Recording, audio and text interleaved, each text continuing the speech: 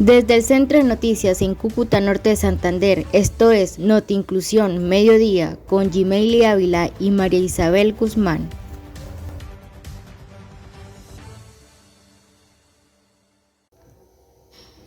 Buenas tardes, son las 12:45. Es la hora de informarte con Noti Inclusión. Gracias por conectarse con nosotros. Muy buenas tardes. Hoy en nuestra sesión Manos Solidarias vamos a hablar sobre las víctimas del conflicto armado, un tema muy importante pero poco pronunciado. Muy cierto, María Isabel. Es un tema del que muy poco conocemos, pero del cual todos debemos informarnos. Sí, Gimeili, por esta razón, nuestras corresponsales que se encuentran en distintos lugares del Departamento Norte de Santander nos van a informar más sobre ello. Maciel Montero, que está en la casa del licenciado en Ciencias Políticas Jesús Padilla, nos va a profundizar sobre la historia del conflicto armado.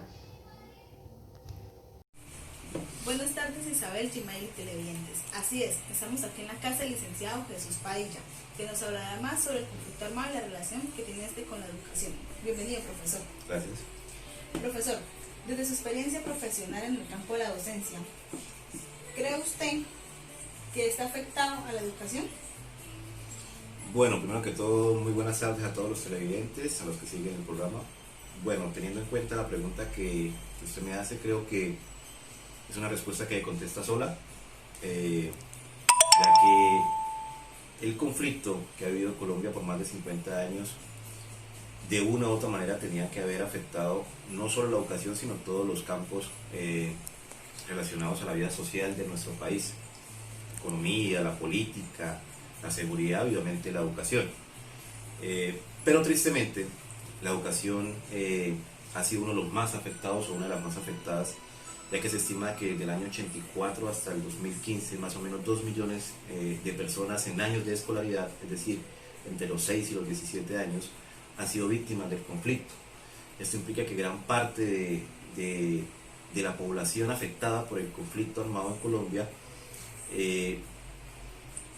haya sido afectada también indirectamente o directamente en su devenir educativo. Recordemos que la educación es el pilar fundamental de una sociedad, es la base fundamental para que una sociedad progrese, y en este caso Colombia ser un país en vías del desarrollo. La mejor manera que tiene de pronto alcanzar una mejor calidad de vida es por medio de la educación, y al estar esta afectada por todo el conflicto, pues ha hecho que nuestro problema social y político sea más grande. Muy bien, profesor.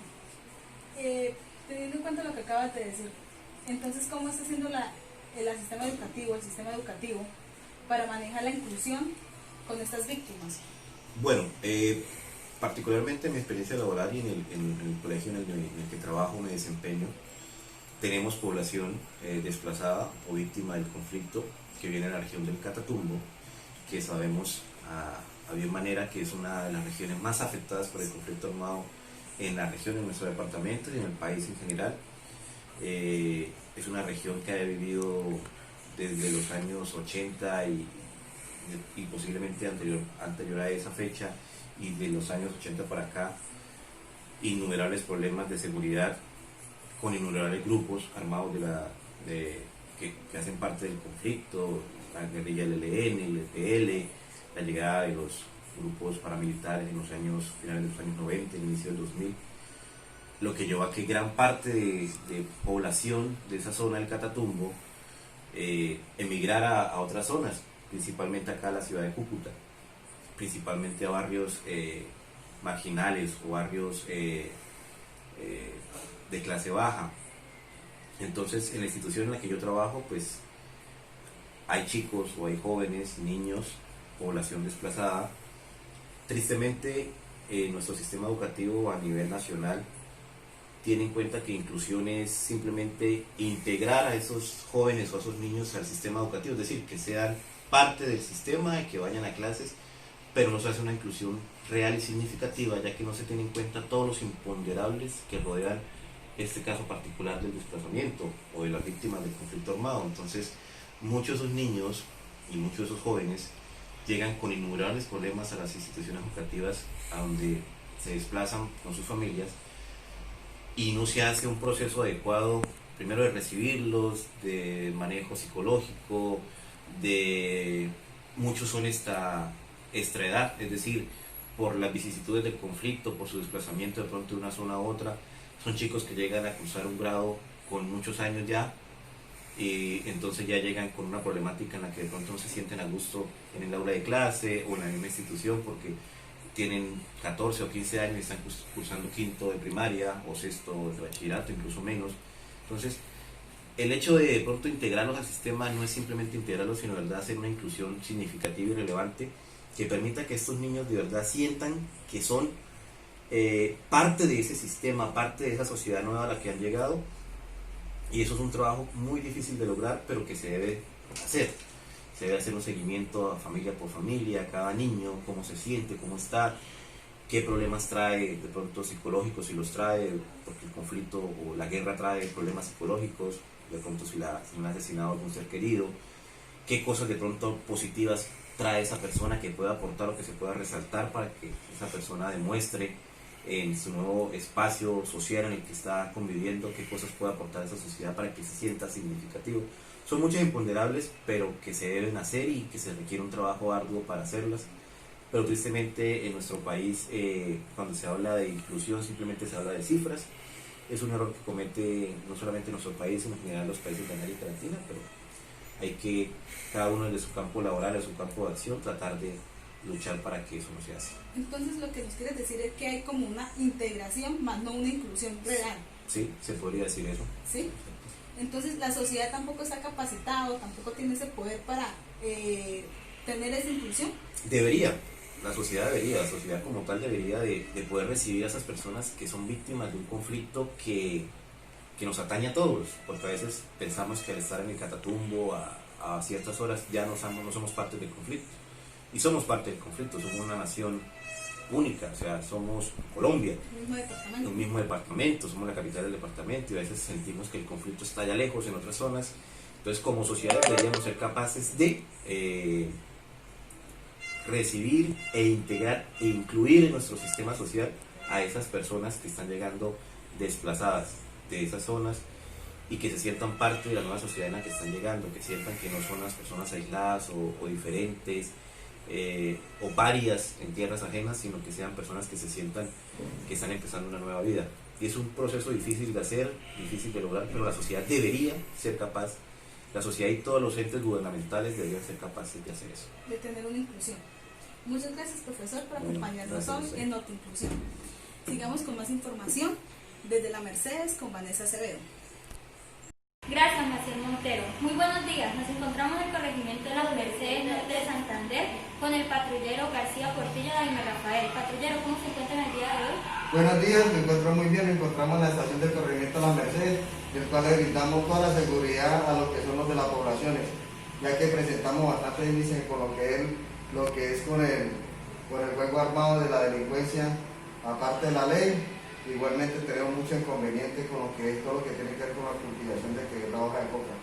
Y cuéntenos, ¿cómo es el diario vivir de los habitantes sabiendo la presencia de los grupos al margen de la ley? Es una fe de ellos hacia Dios tener la vida todos los días, repararla todavía en la mañana, levantarse y tenerla con ella presente, ya que muchos de ellos hacen aislamiento, se van retirando de los pueblos ya por el problema que están peleando del territorio, tanto los de la LN como los EPL. Un territorio que está bastante guerreado. ¿Por qué? Por el sistema de la cultivación de la droga, la hoja de coca. ¿Y qué situaciones ha vivido usted y sus compañeros siendo miembros de la Policía Nacional en este corregimiento? Los ataques hacia nosotros son constantemente, ya que tenemos fuertemente controles sobre ellos. Nos tratamos de que todos los pasos que ellos dan para pasar todos sus insumos hacia la droga están cerrados, donde tenemos el control hacia la delincuencia, hacia el uso de las armas, el uso de la fuerza que le emplean ellos a las personas para que cometan sus delitos y su fechoría, lo que ellos necesitan hacer para su financiación de la droga con las armas y los grupos armados de la ley. Y saliéndonos un poco del contexto del tema del conflicto armado, ¿cómo es la educación en este sector tan afectado por la violencia? En este corregimiento se maneja solamente una sola escuela donde hay pocos profesores, pocos alumnos, poca integridad hacia la educación, ya que el problema del conflicto armado no deja totalmente de raíz que los jóvenes vayan a su escuela a estudiar, que vayan a aprender, que vayan a tener su futuro próximamente. pero realmente esto se necesita mucho apoyo realmente, tanto de la gobernación como de la fuerza pública, meter la mano al fondo por el bienestar y el corregimiento de nuestro pueblo, de Norte de Santander, que es el corregimiento de Las Mercedes. Es verdaderamente una situación muy desagradable, muy triste lo que vive el corregimiento de Las Mercedes. Muchas gracias por su tiempo, patrullero García. Desde el corregimiento de Las Mercedes, Norte de Santander, Vanessa Acevedo, le damos paso con más información a mi compañera Camila Guerrero desde Tibú. Gracias. Gracias, compañera Vanessa. Tibú es un pueblo de 36.000 habitantes, donde en los últimos 20 años ha habido 31 masacres. La historia reciente de la violencia en Tibú se remonta a los 80, época en la que entraron en la región nuevos actores políticos y económicos, como el petróleo, la coca, la política antidrogas y la agroindustria de la palma. La ruptura fue culpa de la coca, la rentabilidad altísima acabó con el campesino tradicional y el boom atrajo una primera ola de violencia por parte del Frente 33 de las FARC. Las FARC amenazaban y asesinaban a los que no pagaban, los que robaban y los que consumían droga, y a servidores públicos que se opusieron al negocio ilícito. De esa forma se impusieron como autoridad, controlaron la compra de la hoja de coca y cobraron tributos a cambio de seguridad a los diferentes eslabones del negocio de narcotráfico, entre ellos a los procesadores y los comerciantes y traficantes que trasladaban la pasta de coca a Maracaibo, Mérida, en Venezuela y a Cúcuta. Para la historia, el año 99 fue el más aterrador. A partir de ese año, decía Salvatore Mancuso, excomandante del bloque Catatumbo de los paramilitares, la organización criminal al mando de Carlos Castaño, con el apoyo de sus aliados, los Prada y los Pepes, finqueros, comerciantes y servidores públicos civiles y militares, aseguró el control de la franja que comunicaba Urabá y el departamento de Córdoba con Norte de Santander y Arauca, delineando una línea divisoria entre el norte y el centro del país. Durante ese año, los paramilitares cometieron 6 masacres, con un total de 69 muertos, que hicieron huir a más de 8.000 tibuyenses. Los habitantes recuerdan que muchas de las masacres ocurrían los sábados, que era el día en que se reunían en la cabecera municipal o en las vías los comerciantes, vendedores de drogas, prostitutas y raspachines. Los corregimientos de Tibú, golpeados por la guerra, cuentan en un informe que los sábados se movían entre 10.000 y 15.000 millones de pesos, producto del narcotráfico, de las vacunas que pedían por cada vaca, gaseosa, cerveza y demás productos que entraban a la zona, y a las extorsiones directas a los comerciantes. Los tiempos de horror empezaron a apaciguarse lentamente a partir del año 2006, después de la desmovilización del bloque Catatumbo, en el marco de justicia y paz. Eso, sumado al control militar del gobierno de Álvaro Uribe, acabó con una penosa racha de años y años de masacre y disminuyó unos índices de violencia. A pesar del terror generado por la guerra y el abandono, los tibuyenses son un claro ejemplo de una comunidad que ha buscado sobrevivir ante la adversidad a través de distintas manifestaciones de resistencia. Las víctimas han denunciado la importancia y la gravedad de lo ocurrido y se han reunido en colectivos para reivindicar sus derechos y no olvidar el horror de lo ocurrido. Esta región actualmente sigue siendo una de las más golpeadas en términos de conflicto armado. Estos fueron algunos hechos ocurridos por el conflicto armado a los tibuyenses. Desde Tibú, Norte de Santander, ha informado Camila Guerrero. Sigan ustedes con más emisión en el estudio. Gracias, Camila, y a las demás reporteras. Es muy cierto, nuestro país ha sufrido tanto conflicto interno que ha dejado muchas víctimas, por lo cual es un tema que todos debemos conocer. Sí, Gmail. Por esto, nuestra corresponsal María Camila Méndez, que está desde la alcaldía de Villa Rosario, nos va a informar acerca de los programas de ayuda a las víctimas del conflicto. Isabela, Gmail y queridos televidentes, el día de hoy me encuentro desde la alcaldía del municipio de Villa del Rosario, donde me permite informarles sobre el nuevo plan y proyecto que está avanzando el alcalde Eugenio Rangel. Este proyecto se denomina Unidad a la Atención e Integración de Víctimas del Conflicto. ¿Qué busca este programa?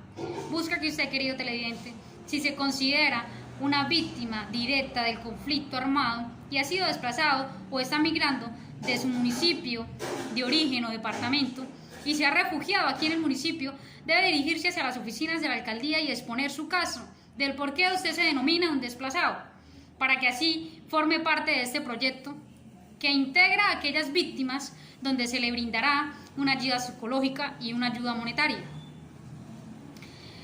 Aquí informando María Camila Méndez Galvis para Noti Inclusión. Seguimos con la noticia en desarrollo con mi compañera Cristín Jiménez, quien se encuentra en La Gabarra. Muy buenas tardes. Muchas gracias, compañera María Camila. Hoy les voy a narrar la historia del profesor Toño y cómo fue su proceso de enseñanza aquí en La Gabarra. El profesor Toño nos contaba que para dictar las clases aquí era muy difícil, ya que por la época de la raspa de coca, las familias decidían irse para las fincas y preferían estar alejados para tener un mejor control de sus niños.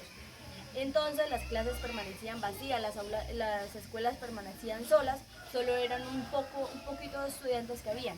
Cuando empezó el caos, que llegaron los paramilitares, atemorizaron a toda la gente y atemorizaron a los profesores. Muchos de los profesores desistieron y quisieron irse, no quisieron seguir en ese lugar y por ello solo quedaron 9 profesores, los cuales debían hacerse cargo de los niños que quedaban. El profesor Toño tomó el mandato y quiso reunirse con el jefe de los paramilitares, quien era alias Camilo. Y en ese momento él tomó la decisión de que no se iban a meter con los profesores, que los iban a respetar y les iban a hacer sus clases normal, que les iban a tener un mejor cuidado y control. Y por ello el profesor Toño empezó a implementar en las clases el arte, para que los niños dejaran de un lado la violencia y tuvieran más tranquilidad y paz. Muchas gracias, eso fue todo por hoy. Desde aquí en La Gabarra, Cristina Elizabeth Jiménez, y nos vemos con más información en el estudio. Gracias Cristina y gracias Camila y gracias televidentes por seguir conectados. Esto ha sido todo por hoy en la sesión Manos Solidarias. Que tengan una buena tarde. Buenas tardes.